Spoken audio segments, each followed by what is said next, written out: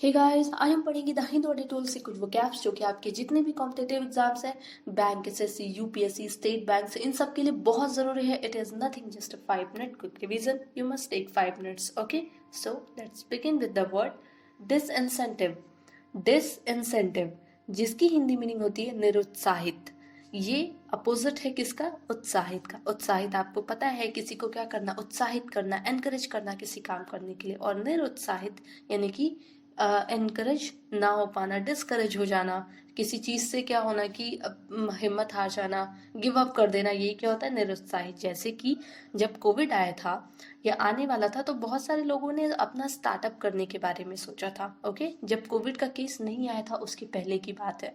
पर जब उन्हें पता चला कि कोविड आया है तो बहुत सारे लोग क्या हो गए? निरुत्साहित हो गए. यानी कि उन्होंने अपनी हिम्मत हार दी कि अब हमसे नहीं हो पाएगा ये चीज, अब तो कोविड है, लॉकडाउन हो गया है, तो अब कैसे करेंगे.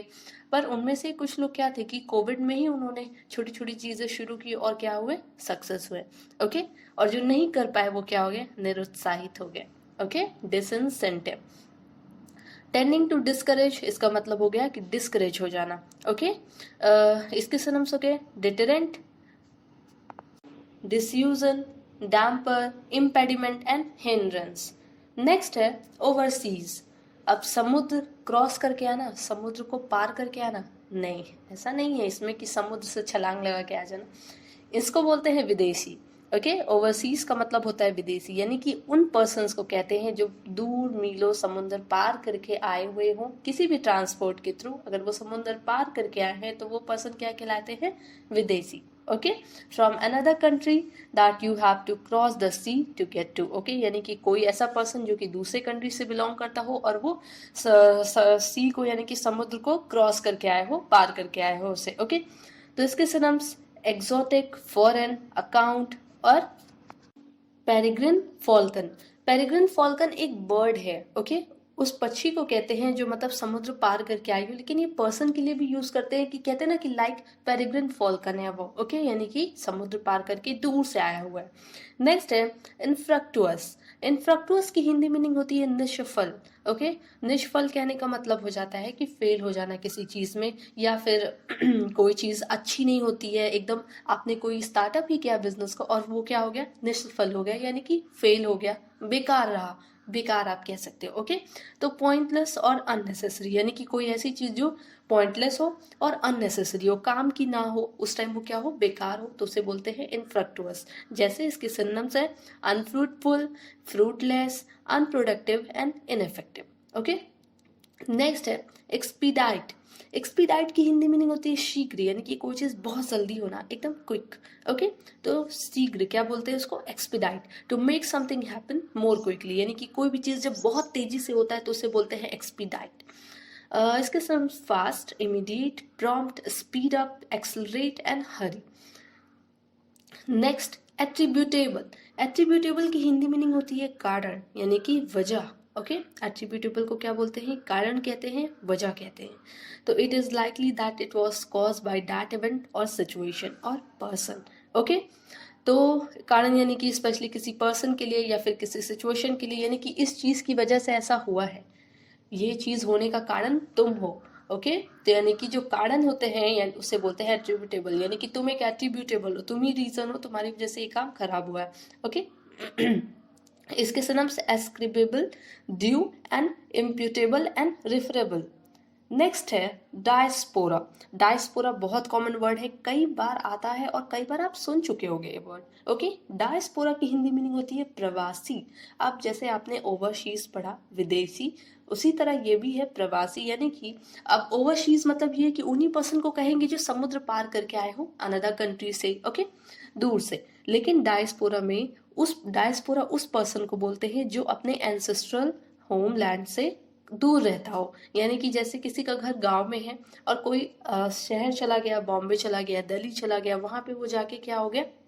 शिफ्ट हो गया, अच्छे से सेटल हो गया, तो वो क्या है? वो एक डायस्पोरा है. ओके, या फिर कोई इंडियन है और वो कहीं फॉरेन चला गया, जरूरी नहीं है कि समुद्र पार करके ही जाए, कोई पास के मतलब अपना कह सकते हो फॉरेन गया हो, तो हम उसे इंडियन डायस्पोरा कहेंगे। ओके, यानी कि उन पर्सन को बोलते हैं जो अपने होमलैंड को माइग्रेट करके दूसरी जगह जाते हैं। The movement of people away from their own country और देयर एंसेस्ट्रल होमलैंड। ओके, यानी कि उन पर्सन को कहते हैं जो अपनी कंट्री से मूव कर जाए या अपने एंसेस्ट्रल होमलैंड से मूव करके कहीं और शिफ्ट हो जाए, उन्हें बोलते हैं डायस्पोरा। तो इसके सिनोनिम्स हो गए माइग्रेंट एंड एक्सपैट्रिएट। एक्सपैट्रिएट भी आप सुने होंगे कई बार, मतलब ये बार वर्ड रिपीटेड वर्ड है। Okay, expatriate. नेक्स्ट है टैपिड। टैपिड की हिंदी मीनिंग होती है गुनगुना, थोड़ा थोड़ा गर्म, यानी कि कभी कभी ठंडक में आप क्या करते हो कि पानी थोड़ा सा गर्म करके पीते हो, यानी कि एकदम गुनगुना पानी रहता है, बस उसमें जो उसमें ठंडक होती है वही थोड़ी सी खत्म हो जाए और पानी थोड़ा सा हल्का गुनगुना हो जाए। ओके, तो यूज अबाउट स्पेशली लिक्विड के लिए ही यूज किया जाता है, स्लाइटली गर्म, जो कि थोड़ा सा गर्म हो। ओके, पीने लायक पानी स्लाइटली गर्म कह सकते हो। इसके सिनोनिम्स ल्यूक वार्म और वार्म, स्लाइटली वार्म। ओके, ये इसके सिनोनिम्स है। नेक्स्ट है यार्ड स्टिक। यार्ड स्टिक की हिंदी मीनिंग होती है मापदंड, standard which thing can be compared. Okay, इसका मतलब मापदंड कहने का मतलब हो गया कि किसी चीज से कंपेयर करना। यार्ड स्टिक मतलब एक मापदंड, किसी चीज से कंपेयर करना। जैसे आप कह सकते हो कि ये सामान इसके मापदंड होना चाहिए, यानी कि ये सामान लगभग इसी के बराबर होना चाहिए। लगभग लगभग का यहाँ पे होता है, सिमिलैरिटीज का होता है, एकदम सेम नहीं कहते। ओके, मापदंड यानी कि लगभग लगभग इक्वल होना चाहिए, चाहे अमाउंट में चाहे लुक्स में। ओके, तो इसे बोलते हैं यार्ड स्टिक, यानी कि मापदंड, किसी चीज को नापना और उसका बेस, उसके नापने का जो बेस है उसे कहते हैं। Okay, criterion, standard, gauge and touchstone, ये इसके सिनोनिम्स है। नेक्स्ट है क्रम्बल। क्रम्बल की हिंदी मीनिंग होती है टुकड़े टुकड़े, यानी कि किसी भी पार्टिकल के छोटे छोटे पीसेस को हम बोलते हैं टुकड़े टुकड़े। टू ब्रेक और make something break into very small pieces, यानी कि किसी चीज को बहुत ही स्मॉल पीसेस में कर देना, उसे बोलते हैं क्रम्बल। जैसे आपने पिज्जा खाया होगा और पिज्जा में आपको एक फ्लेक्स दिया जाता है, चिली फ्लेक्स पैकेट होता है ना छोटा सा, उसको आप पिज्जा के ऊपर क्या करते हो, छिड़कते हो, तो वो छोटे छोटे पार्टिकल्स होते हैं ना, जो इतने छोटे छोटे पार्टिकल्स होते हैं उन्हीं को ही क्रम्बल कहते हैं। ओके, बहुत बड़े बड़े पार्टिकल्स को नहीं, छोटे छोटे जो पार्टिकल्स होते हैं उन्हें क्रम्बल कहते हैं। तो cable, pulverise, laminate, shiver and shred इसके सिनोनिम्स है। ओके, नेक्स्ट एंड लास्ट आपका एक फ्रेजल वर्ब है at the disposal of. At the disposal of को बोलते हैं अधिकार में, यानी कि जब कोई चीज आपके अधिकार में हो, आपके पास अवेलेबल हो। ओके, तो उसे बोलते हैं at the disposal of, available for someone to use, यानी कि आप किसी भी पर्सन के यूज के लिए अगर अवेलेबल है तो वो क्या है, एट द डिस्पोजल ऑफ है, यानी कि अधिकार में है वो उसके, वो उसको चाहे कैसे भी ट्रीट करे, चाहे उसको कैसे भी यूज करे। ओके, तो ये सारे आज के वोकैब्स थे। So guys, it's the 31st of December और आई होप कि आप लोग अच्छे से रहे होंगे इस साल, और गॉड को थैंक यू बोलो कि गॉड ने आपका ये साल बहुत ही अच्छे से निकाला। और जो प्रॉब्लम्स आई हैं आपकी लाइफ में उनके लिए भी उन्हें ज़रूर थैंक यू बोलना, क्योंकि आपने काफ़ी कुछ सीखा होगा उन सारी चीज़ों से। और आई होप कि 2023 में आप काफ़ी अच्छा करो, पूरा फोकस करना अपने स्टडी पे और पूरा एक गोल लेके चलना कि मुझे ये एग्ज़ाम क्रैक करना ही करना है। ओके, और आई होप, और मेरी ये विशेस भी है आप सबके साथ कि अगले next year 31st of December को आप प्रॉपर जॉब के साथ सेटल होके 2024 सेलिब्रेट करो। ओके, अपने पैसे से एकदम प्रॉपर हर चीज़ करके पेरेंट्स आपके खुश हो जाएं।